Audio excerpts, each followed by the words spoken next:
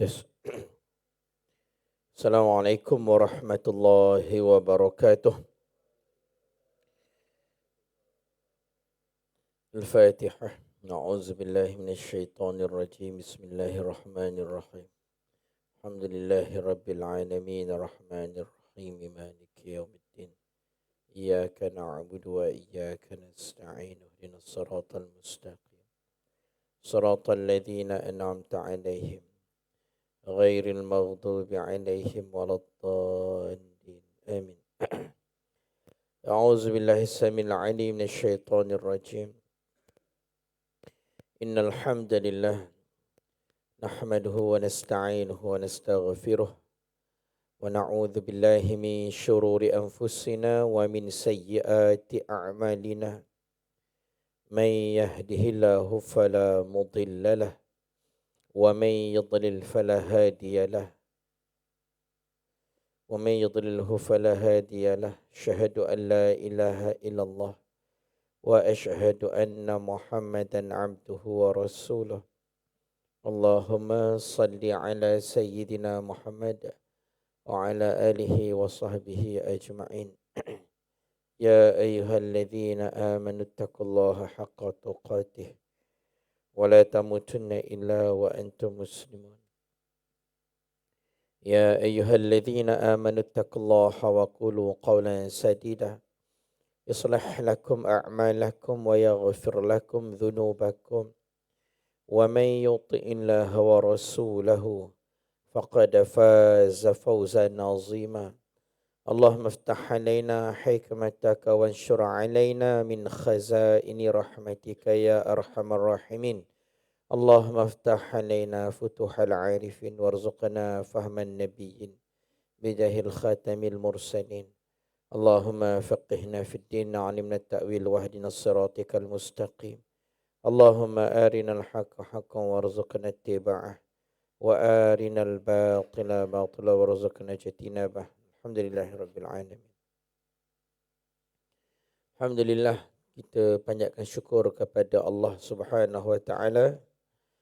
Kita bertemu pada pagi ini, dapat salat subuh jemaah, dan seterusnya kita sama-sama pada pagi ini untuk menyambung kitab hadis kita ni, Jalan ke Syurga melalui hadis. InsyaAllah kita sampai ke surah apa je? Sambungan 48 ke 50 tu lah. Hadis yang ke-48.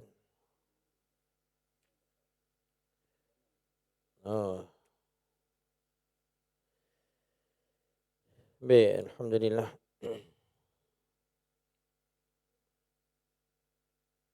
Dia sambung sikit hadis yang ke-48 tu, yang belah belakang tu. Hadis pada muka surat yang ke-87.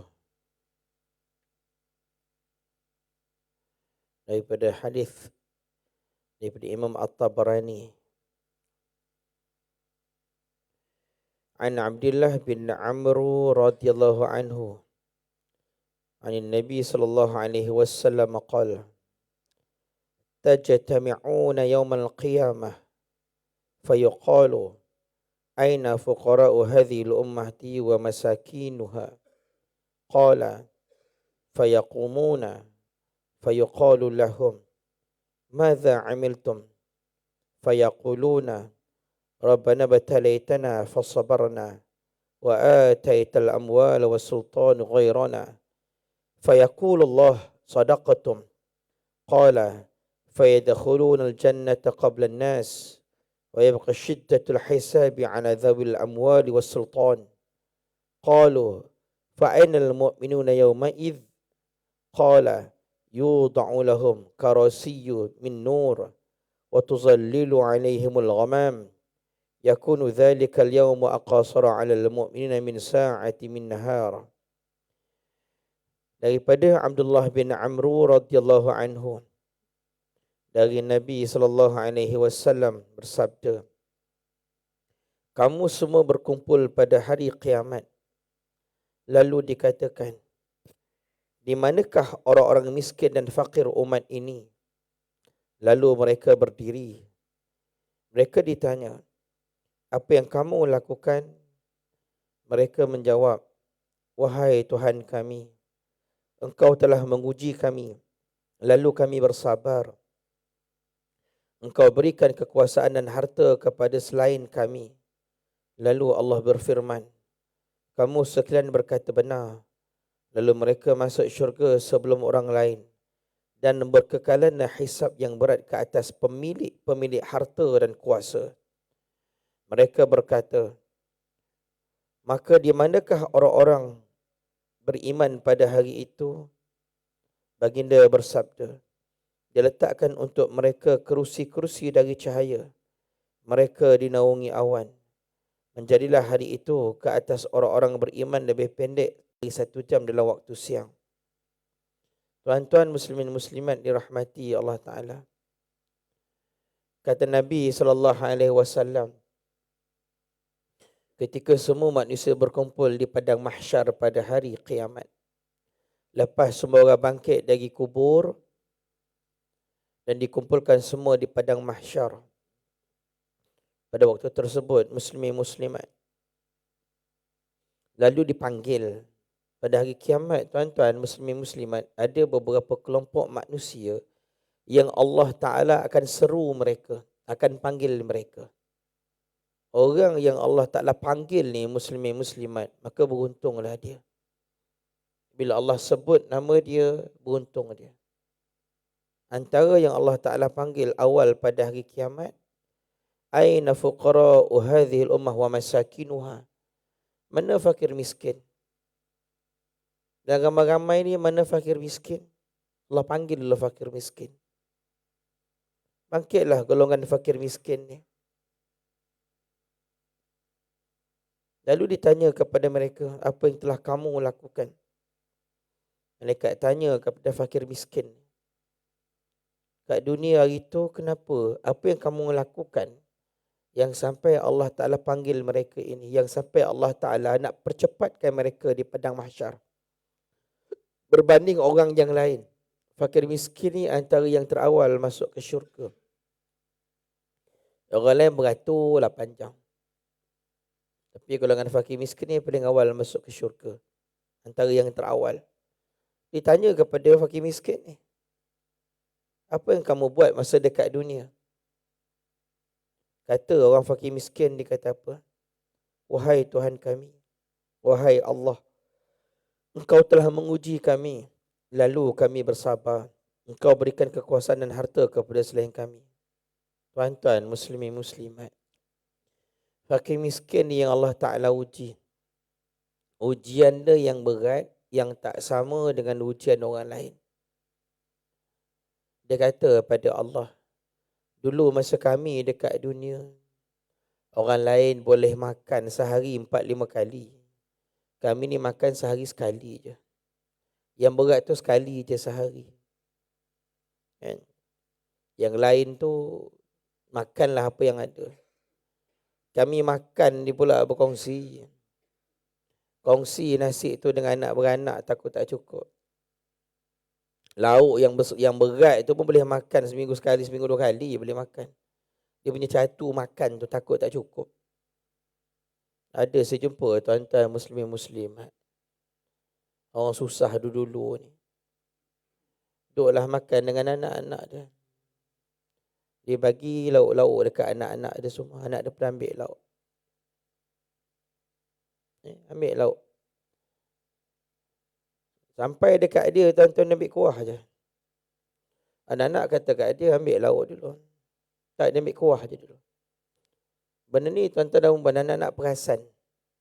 Anak perasan sampailah dah besar sekarang. Sampai dah anak dah kahwin, dah bercucu dah pun. Hidup dah senang lah orang kata. Tapi setiap kali kalau bapa ni ambil makanan, setiap kali kalau ambil lauk tu, dia takkan usik lauk lagi, dia akan ambil kuah-kuah je dulu. Dia anak perasan tu. Dia tanya anak-anak tu, kenapa ayah tu jenis ambil kuah dulu, tak ambil lauk dulu? Dia kata memang dari dulu lagi. Masa susah dulu, memang dia ambil kuah je, yang lauk-lauk bagi dekat anak. Bila dah senang pun dah terbiasa dah. Yang lauk-lauk biarlah anak makan. Bila balik kampung ramai-ramai ni, ada anak menantu semua balik dengan cucu-cucu ni, memang ayah tu dah terbiasa dah. Dia ambil kuah-kuah dulu. Yang lauk-lauk biar anak tu ambil dulu. Macam mana pengalaman hidup susah dia tu dulu. Yang duk ngajar dia tu kan. Sampai sekarang. Duk lagi ambil kuah. Sampailah anak tu sendiri yang ambil lauk letak kat pinggan bapak tu. Macam tu sekali susah dia dulu. Anak ramai masa tu. Susah tu sampai yang tu tua kan. Biarlah dulu. Biarlah anak-anak ambil lauk dulu. Sampai macam tu sekali. Susah. Dia kata apa? Fakir miskin dia kata apa dulu? Engkau berikan kekuasaan dan harta kepada orang lain selain daripada kami. Susahnya kami ni, orang lain dah merasa berjalan jauh ke sana kemari. Orang lain dah senang.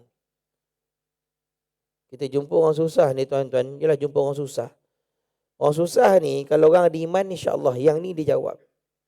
Kalau orang susah, fakir miskin yang diiman, dia akan jawab di hadapan Allah. Engkau telah menguji kami, ya Allah, tapi kami sabar. Orang miskin yang sabar ni dia terawal masuk ke syurga. Ni satu Nabi nak beritahu. Fakir miskin dia ramai fakir miskin. Tapi yang terawal masuk ke syurga yang kata Nabi yang sabar. Tak apa, orang lain dah ada ujian tak apa. Orang lain dah ada nikmat tak apa. Dia sabar lagi. Adalah sebab yang Allah Ta'ala tangguhkan dia punya nikmat tu. Adalah sebab tu. Adalah benda yang masih lagi yang Allah Ta'ala tangguhkan untuk dia. Rupa-rupa tuan-tuan muslimat. Kalau kita baca balik kisah Nabi SAW, Nabi pun minta kepada Allah dalam kumpulan orang-orang yang sedikit ni. Orang yang tak dapat. Orang-orang yang Allah Ta'ala kurniakan nikmat yang sedikit. Padahal Nabi ni bukannya susah. Nabi ni tuan-tuan muslimat. Daripada golongan Bani Quraisy, orang kaya. Golongan bangsawan. Keluarga Nabi dia hormati. Isteri Nabi Khadijah kaya.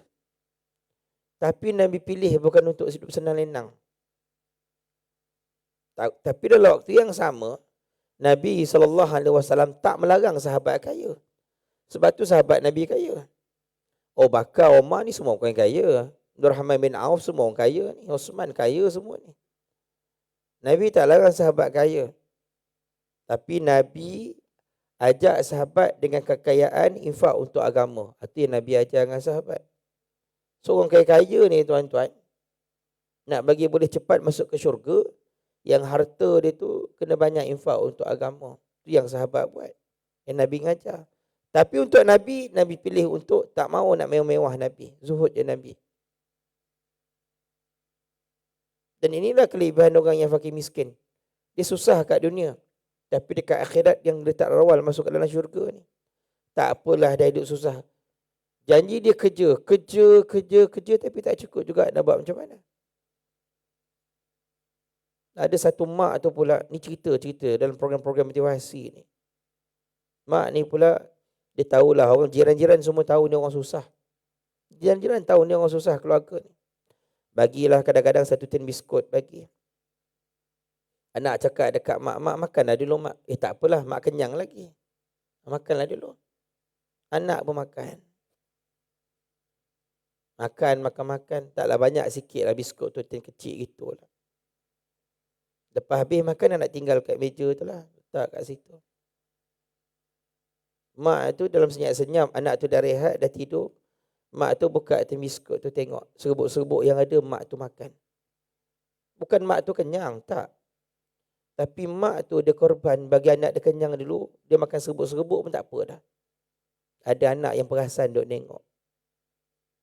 Memang sedih betul lah anak bila tengok mak tu sanggup korbankan dia punya lapar dia tu sebab nak bagi anak dia makan. Tahap macam tu punya susah. Tuan-tuan, mungkin kita pernah alami juga zaman-zaman macam tu dulu kan. Zaman macam tu dulu. Tapi berkat sabarnya kita. Ni sabarnya. Sabar kita, terus didik anak kita, ibadah jangan tinggal. Kita tak nak tuan-tuan fakir miskin ni yang kufur. Dah lah fakir miskin kufur pula yang tu tak nak. Dah lah hidup susah, semayang tidak. Yang ni tuan-tuan kalau jumpa orang macam ni, tolong peringatkan dia elok. Tak apalah kita susah kat dunia, tak apa. Tapi semayang jangan tinggal. Datang kat surau. Susah kat dunia tapi senang kat akhirat. Okey. Yang kita tak nak, dunia kau susah, akhirat kau susah. Dunia kau semua tak cukup, makan tak cukup, semua tak cukup. Tapi kau tak semayang. Oh, rugilah engkau. Sedangkan Nabi sebut dalam hadis yang terawal masuk syurga ni fakir miskin. Sebab dia sabar. Sebab masih beriman lagi pada Allah Ta'ala. Tapi sayang dah lah fakir miskin tapi tak semayang. Dan ini juga yang ramai yang berlaku dekat negara kita ni, ramai. Susah tapi tak semayang, tak kesuruh ke masjid. Rugi sebab Nabi dah beritahu. Engkau sabar, engkau datang ke surau masjid, ni yang kau dapat terawal masuk ke syurga. Tuan-tuan muslimat. Sebab itulah, jangan fakir miskin ni, jangan pandang hina sangat kat orang. Janganlah kita duk pandang sangat yang tak elok kat fakir miskin. Sedangkan pada hari kiamat, Nabi beritahu dia lah yang terawal masuk ke syurga. Masuklah ke syurga fakir miskin yang terawal. Ditahan dekat depan pintu syurga. Malaikat tanya, Allah Ta'ala tanya. Tuan-tuan dalam hadis Qudsi ni, Allah cerita apa yang fakir miskin tu buat. Dia punya kuncinya dalam hadis ni adalah sabar. Sabar tu yang paling penting. Kunci dia. Tersebab orang sabar ni tuan-tuan muslimin-muslimat. Buka hadis-hadis. Buka ayat Al-Quran tentang orang yang sabar. Orang sabar ni. Antaranya orang sabar tuan-tuan muslimin-muslimat. Ketika mana manusia berkumpul pada hari kiamat nak masuk ke syurga. Dipanggil Ahlul Fadli. Orang yang ada kelebihan. Tanya dekat mereka ni, kenapa masuk awal ke syurga? Dia kata waktu dekat dunia dahulu, kami ni dizalimi. Kami dianiaya oleh banyak orang. Kat dunia ni orang zalim kat kami. Kat dunia ni orang niaya kami. Tapi kami sabar dan kami memaafkan. Dua pula, dia sabar, dia maafkan orang. Lalu dia awal masuk ke syurga berbanding orang yang lain. Ni sabar. Sabar ni tuan-tuan muslimin muslimat. Sebab itulah kalau buka ayat Al-Quran berkaitan dengan sabar-sabar ni, terlampau banyak kelebihan orang yang sabar. Dia punya sabar dan dia boleh memaafkan orang. Ini kelebihan. Kata Allah Ta'ala, kamu sekalian berkata benar. Yang ni fakir miskin yang beriman pada Allah. Asnaf-asnaf yang beriman. Ada juga fakir miskin yang menipu. Dia kata dekat Allah dia sabar. Rupa tak sabar pun. Sabar-sabar ni tuan-tuan pula kita kena ingat. Sabar ni ada dua bentuk sabar. Satu, sabar melaksanakan perintah Allah. Yang kedua, sabar menjauhi larangan Allah. Dua bentuk sabar. Nak datang surau ni punyalah susah, nak datang bukannya senang. Subuh pula awal sekarang. Nak bangkit pukul 5 pagi, 5:30 pagi tu berat mata nak bangkit tu. Berat sangat nyamai. Kalau malam tadi memang ada buat kerja berat, pagi ni nak datang ke masjid surau bukannya senang. Saya ingat lagi kat masjid saya lah, masjid saya kat Taman Sutera tu. Antara orang yang saya nampak selalu datang, antaranya doktor-doktor. Doktor ni walaupun malam tadi dia kena on call. On call doktor ni kan sampai ke pagi kan. Ke subuh. Kalau tak ada orang mungkin 2-3 pagi. Kalau pakar tu mungkin lah. Dia datang tengok apa semua 3-4 pagi dia dah balik dah. Dia kawan saya doktor seorang kat taman tu. Macam mana dia on call malam tu pun, besok mesti datang. Subuh mesti ada. Cepat lambat mesti ada. Walaupun kadang-kadang dia sampai tu, imam dah tayat akhir dah. Walaupun sampai tu kadang-kadang dah habis semayang dah. Dia terlewat sikit. Dia ikutlah orang yang masbuk tu untuk jadi imam. Direbut juga. Sabar buat ibadah ni. Bukannya senang nak ibadah ni, susah. Kita ni yang dah biasa ibadah ni pun, semayang kat surau ni pun, kadang-kadang kan kena uji juga kadang-kadang kan. Penatlah malam tadi, family ramai datang kat rumah malam tadi. Keluarga ramai datang, nak kemas rumah penat tak larat. Ingat tak nak datang hari ni. Dia punya ujian sabar tu. Oh, jangan main-main. Sabar, jangan main-main. Susah nak buat. Gaduh dengan jemaah. Gaduh dengan AJK. Ikut hati dah menyampah dalam surau dah kan. Menyampah dah. Geram kadang-kadang kan. Geram kadang-kadang ada benda yang tak puas hati kan. Kadang-kadang dalam pemilihan AJK kadang-kadang kan. Dia punya nak datang, hati tu rasa macam malah aku nak ngadap orang ni dah. Ujian tu ujian, nak bagi sabar tu, jangan main-main. Oh, berat menanya ujian sabar ni. Macam orang perempuan kena uji dengan suami dia. Dengan suami tak buat tu, suami tak bagi nafkah, balik pun susah. Dia punya sabar nak kena ngadap suami dia ni. Ikut hati tu berdoa je, mati cepat pun tak apalah laki aku ni kan. Yang susahkan aku, biar mati cepat pun tak apalah. Tapi bila balik suami dia, dia punya sabar bagi makan tu. Ni siap makan suami dia. Oh, dia punya sabar sah cerita lah. Tapi sabar kat dunia ni tuan-tuan sangat berbaloi lah. Sangat-sangat berbaloi. Sebab dia yang terawal masuk syurga orang ni. Antara orang terawal masuk syurga sabar. Okay? Sebab tu dalam hadis yang lain Nabi cerita pula. Bila Allah Ta'ala nakkan kebaikan. Iza aradallahu al-khaira. Ajjalahu humah fi dunia. Kalau Allah nakkan kebaikan seseorang itu di akhirat. Allah Ta'ala akan percepatkan ujian dia di dunia. Allah akan uji kita. Orang yang Allah akan bagi ataupun Allah percepatkan kebaikan di akhirat. Maknanya orang yang Allah Ta'ala akan ringankan dia punya semua tempat di akhirat. Di Al-Mizan, Al-Hisab, Al-Qisas semua diringankan. Antaranya orang yang kata Nabi, orang yang Allah Ta'ala uji dia dekat dunia supaya Allah percepatkan akhirat kebaikan yang di akhirat nanti. Sebab orang-orang yang tak diuji oleh Allah. Kita ni hati-hati tuan-tuan. Siapa yang dah lama tak kena uji dengan Allah. Ujian sakit dah lama tak kena. Ujian kesusahan dah lama tak kena, hati-hati. Jangan selesa. Bukan nak minta ujian tak. Bukan nak minta kan. Tapi antara tanda yang Allah Ta'ala sayang. Orang yang Allah Ta'ala sayang, Allah Ta'ala uji dia. Cuma kita minta dekat Allah ujian tu. Janganlah ujian yang berat tu je lah. Ujian yang tak mampu kita nak pikul. Kan? Yang itu kita minta kan. Janganlah uji gitu sangat. Tapi kalau ujian tu Allah Ta'ala bagi kat kita. Ya Allah tu tanda Allah Ta'ala sayang kat kita. Dengan sebab ujian tu lah Allah percepatkan kita ke akhirat nanti. Cepat masuk syurga. Kadang-kadang kita jumpa orang sakit ni. Kalau kanser tu tuan-tuan tak tahu nak kata apa lah orang sakit kanser. Kanser sampai sekarang tak adalah ubat penyakit yang boleh diubat secara sekaligus habis, tak ada. Tapi sakit dia saya cerita. Kanser ni kan sakit dia waktu-waktu tertentu. Sampailah hampir kepada mati, kanser punya sakit tu makin teruk lah. Macam saya tengok arwah ayah saya lah sakit kanser kan. Masa kena tu sakit lain macam lah. Tapi bila elok-elok lah. Bila buat kemo tu kan nampak kan surut kurus badan dia teruk, slow. Kalau elok, elok lah. Kalau tak elok, kena balik. Sampailah lebih kurang seminggu nak meninggal. Dia kanser ni, kalau sakit yang memang masa meninggal tu dia rasa sakit. Melainkan kalau dia mati masa dia tidur. Itu lain. Yang ni sakit ni dia punya sakit. Saya duduk tengok arwah ayah saya tu masa sakit tu kan. Malam dia meninggal. Memang nampak sakit dia. Tapi ujian sakit tu masih lagi ingat Allah Ta'ala. Sakit ingat Allah. Yang macam itu bagus. Tapi orang keliling lah kena main peranan.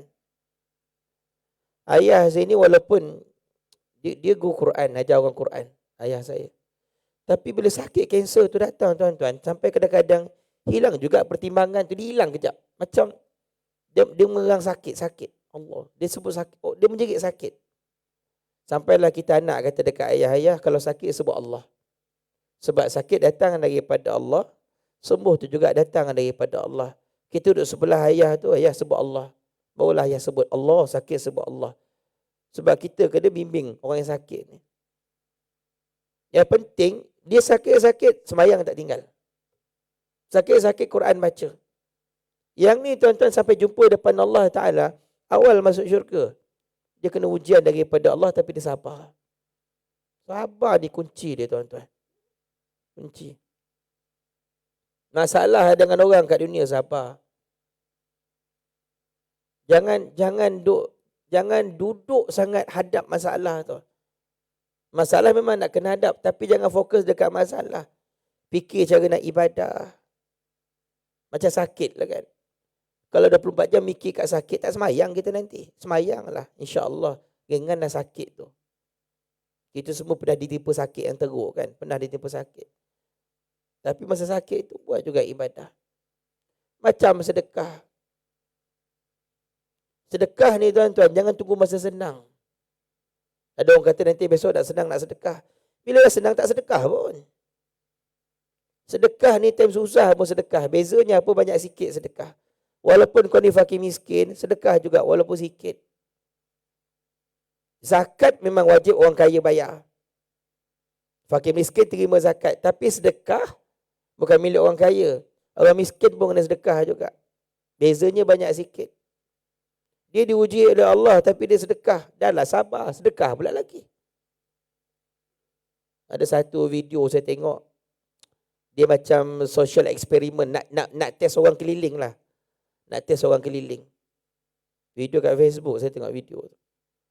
Budak Cina, budak kecil, umur dalam 5-6 tahun gitulah. Dia minta duit dekat orang RM5 nak makan. Orang jalan minta duit RM5, orang tak bagi. Orang duduk berehat tepi jalan, tak bagi. Semua tak bagi. Sampailah dekat makcik tepi jalan tu, ada seorang makcik yang jual tisu dekat orang. Jual tisu kat orang. Dia dapat duit pun sebab tisu tu je.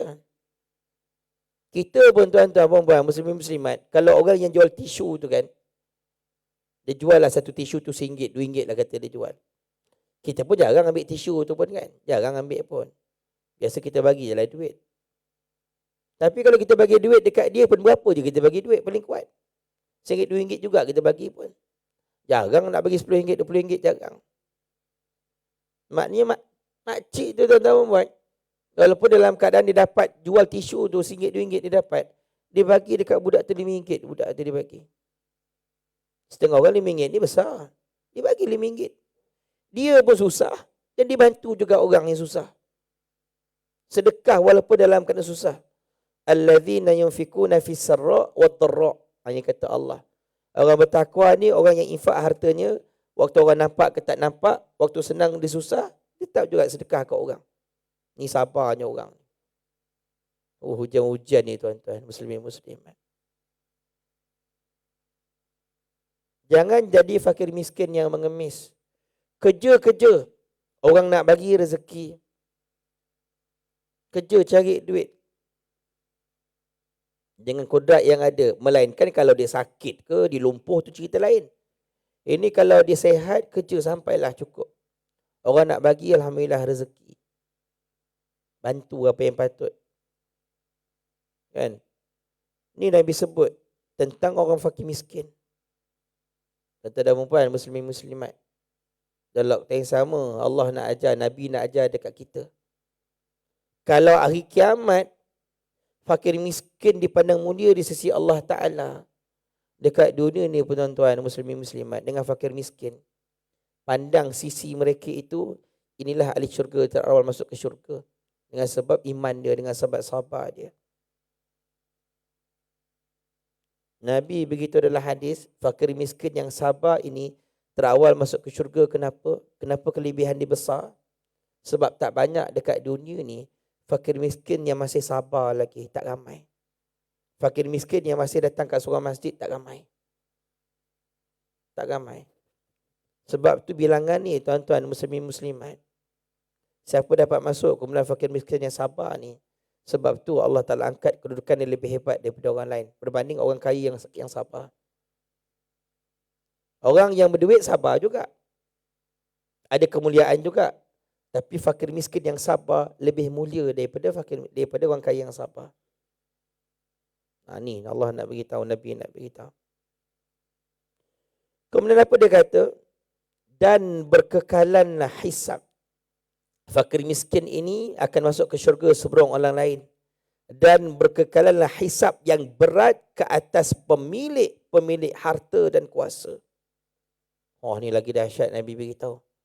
Orang yang ada kuasa, orang ada harta, kau tunggu kau punya hisab kau. Ni nak pilihan raya tuan-tuan. Nak lantik menteri. Nak lantik ahli parlimen. Jawatan-jawatan ni tuan-tuan. Jangan beria sangat minta. Kalau orang calonkan, terima. Tak calon, tak apalah. Memang jawatan tu penting untuk orang Islam. Orang Islam ni kena pegang jawatan-jawatan besar. Kalau orang Islam tak pegang jawatan, siapa nak laksanakan Islam kat muka bumi ni? Siapa yang nak angkat daulah Islamiah kat muka bumi? Orang Islam lah kan. Tapi orang Islam ni pula, jangan beria kita minta jawatan. Orang calonkan terima. Orang calon terima. Kalau orang tak calonkan, janganlah tak terima pula. Nabi nak beritahu ni, amanah orang yang pegang jawatan ni besar sangat. Sebab dalam hadis Nabi beritahu, takkan berganjak kaki anak Adam selagi tidak ditanya orang yang berada di bawah amanah dia. Macam bapa dengan anak, kita ada anak 5 orang, ada anak 3 orang. Setiap seorang anak itu Allah Ta'ala akan tanya, kau dah sempurnakan ke tidak amanah kau dekat anak kau? Tang semayang kau didik anak kau semayang macam mana? Nafkah macam mana? Pakaian dia macam mana? Ilmu pendidikan dia macam mana? Kau ajar tak dia baca Quran? Bapa dengan anak 3 orang. Bayangkan tuan-tuan pemimpin, ahli parlimen, bawah dia tuan-tuan ada 70,000 rakyat bawah dia. Kau bawa tak rakyat ni ingat pada Allah Ta'ala?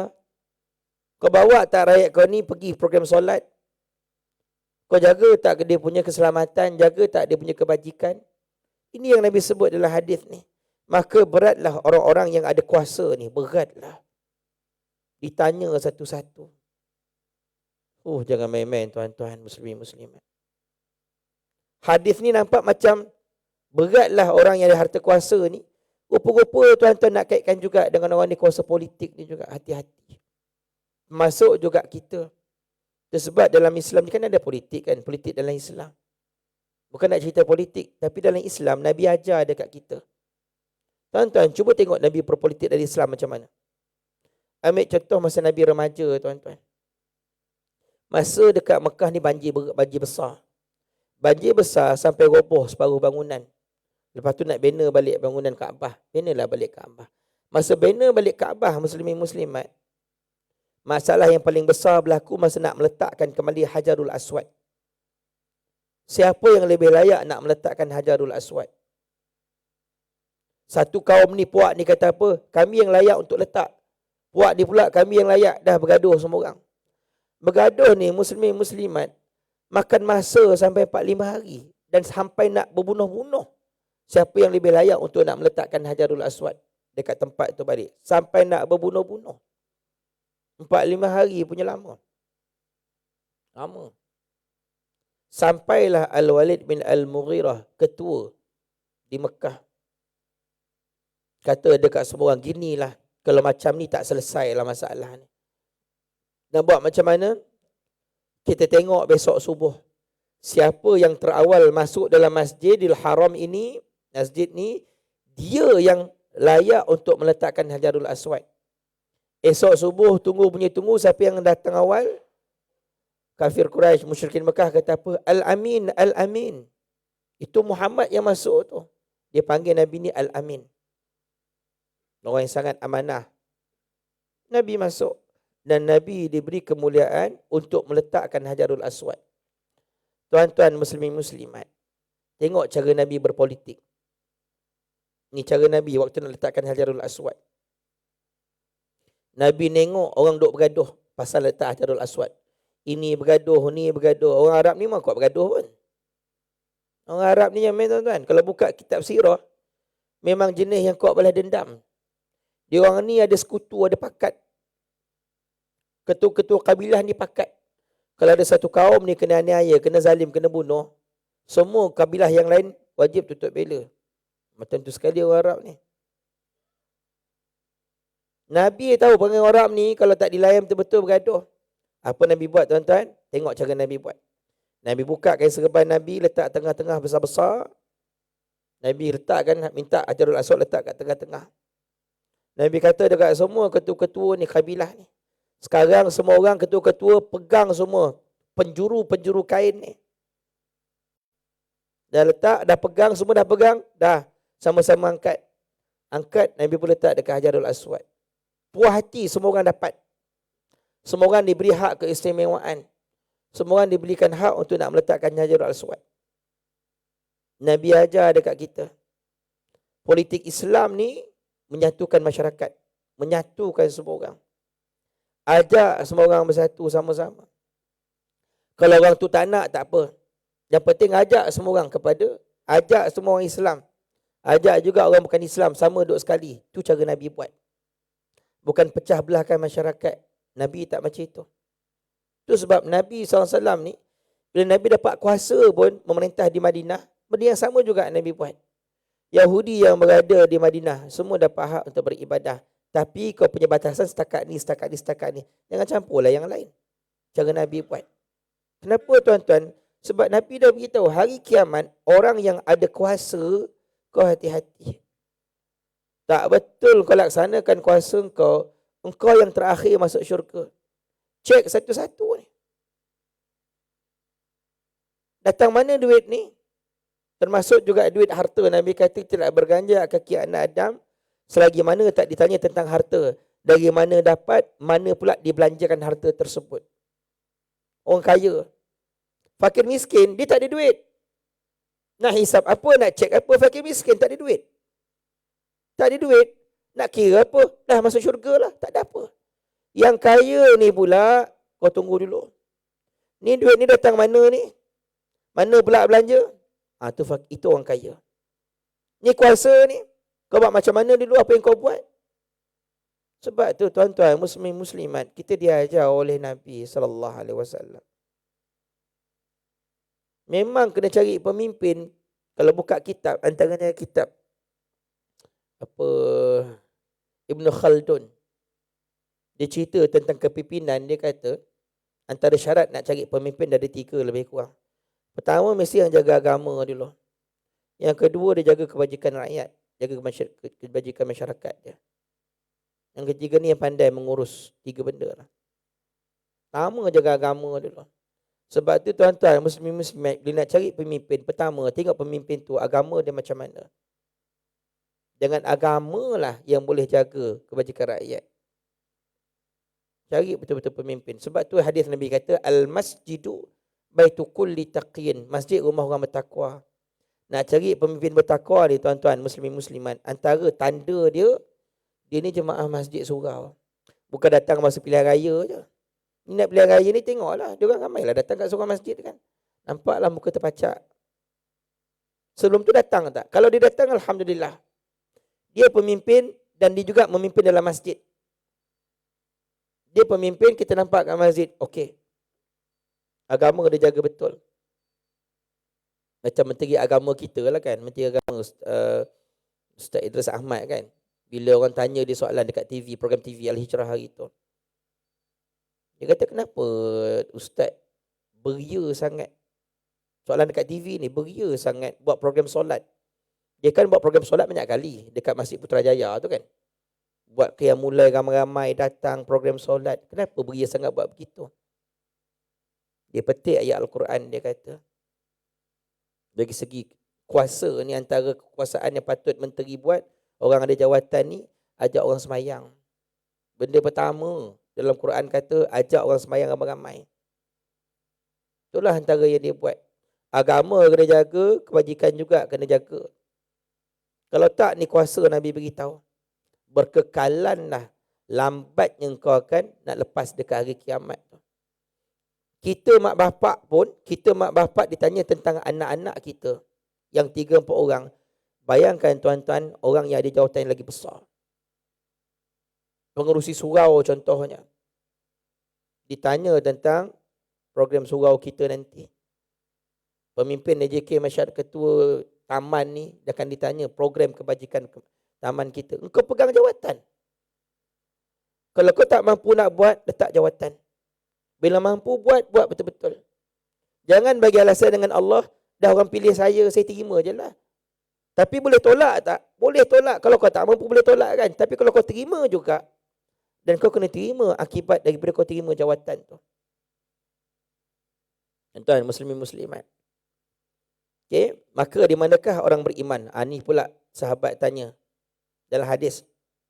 Orang beriman duduk kat mana pada hari kiamat? Orang yang diiktiraf beriman kepada Allah Ta'ala. Kalau buka pula bab iman ni tuan-tuan, kemuncak iman mesti beramal. Orang yang beramal, iman dia ada kat situ. Selagi mana dia kata Islam, tapi tak ada ibadah, tak ada amal, belum lagi betul-betul beriman. Kan iman ada 3 ciri. 1 dekat hati, 2 kat mulut, 3 dekat amalan. Amalan kena ada. Illal ladzina amanu wa amilus solihat. Orang yang beriman dan beramal soleh. Kemuncak kepada sempurna iman mesti ada amal. Sebab tu amal kena banyak. Itu bukti iman. Orang banyak amal jadi iman. Dekat mana kedudukan pada hari kiamat? Tengok, ditanya kepada mereka, di manakah orang beriman pada hari tersebut? Baginda bersabda, diletakkan untuk mereka kerusi-kerusi daripada cahaya. Mereka dinaungi awan. Menjadilah hari itu kata seorang beriman lebih pendek saja daripada waktu siang. Orang beriman pada hari kiamat. Panas hari kiamat, panas. Matahari sejengkal atas kepala. Orang beriman ada kerusi, rehat kat sini. Tempat dia berehat, tuan-tuan, dinaungi oleh awan. Tak panas pun. Tuan-tuan, muslimin muslimat, istiqamah datang kat surau ni. Mudah-mudahan kita duduk kat kerusi tu nanti, insya-Allah. Amin, mudah-mudahan. Sepanjang hayat kita beriman, kita datang kat surau. Kita tak sangka buruk dengan orang. Kita tak bergaduh dengan orang. Kita buat ibadah sunat. Dengan Allah kita baik, dengan manusia kita baik. Mana duduk kita, tuan-tuan? Ni Nabi kata, hari kiamat orang beriman ni kerusi kau duduk kat sini. Orang yang lain beratur panjang ni. Pergi satu tempat hisap, satu tempat mizan, pergi titian sirat beratur panjang ni.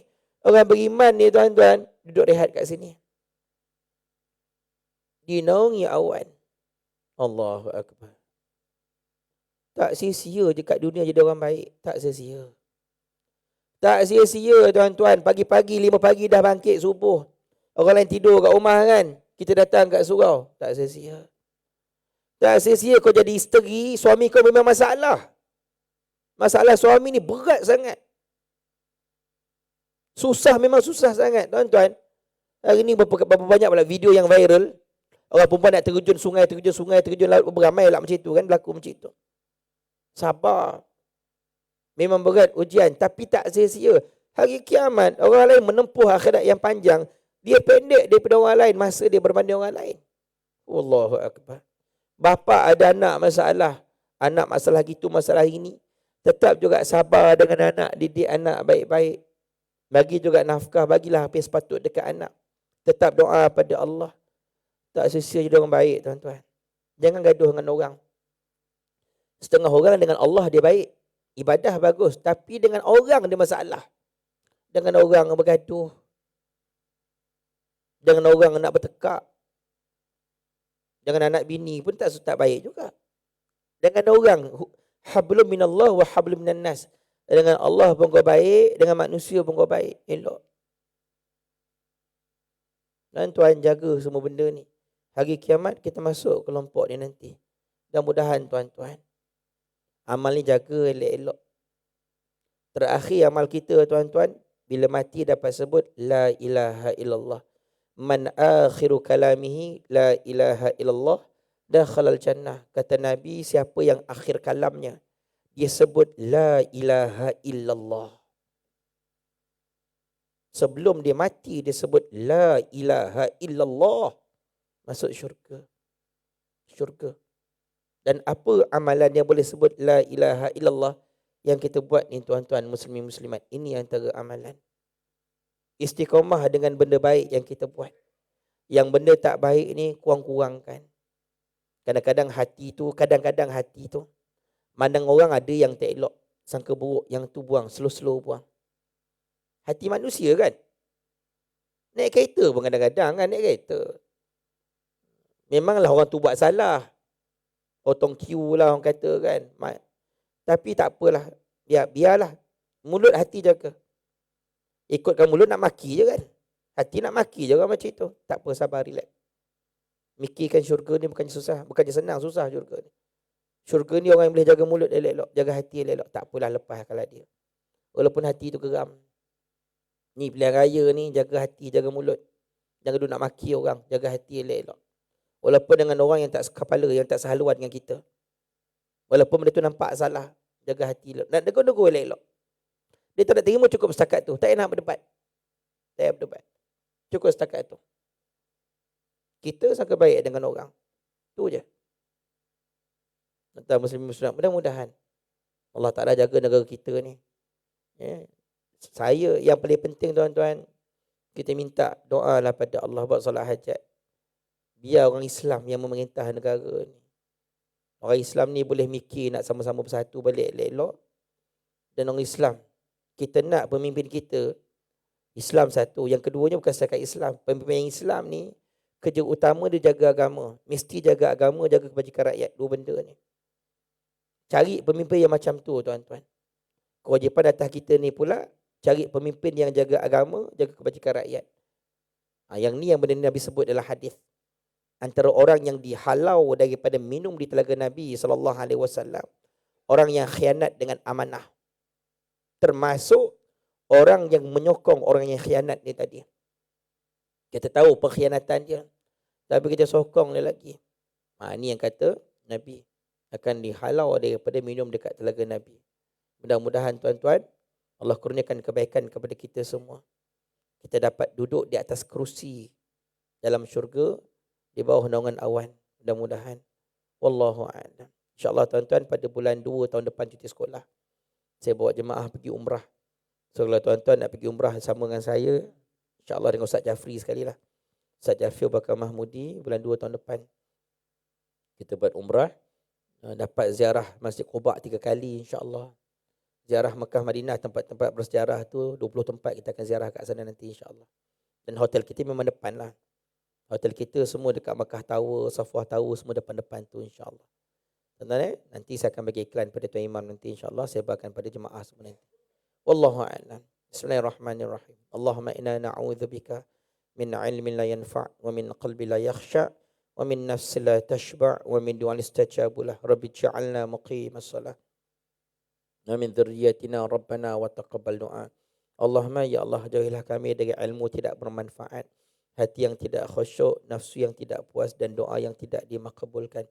Allahumma ya Allah, jauhilah kami dari Allahumma ya Allah, jadikanlah kami hamba-Mu yang istiqamah melaksanakan ibadah salat sampailah kami mati ya Allah. Kami berjemaah di rumah-Mu ya Allah, termasuklah zuriat kami, anak-anak, cucu-cucu kami seluruh umat Islam. Walhamdulillahirabbil alamin. Mohon maaf. Subhanakallahumma wa bihamdika asyhadu an la ilaha illa anta astaghfiruka wa atubu ilaik. Wal 'asri innal insana lafi khusr. Alladzina amanu wa 'amilus solihati wa tawassaw bil haqqi wa tawassaw bis sabr. Assalamualaikum warahmatullahi taala wabarakatuh.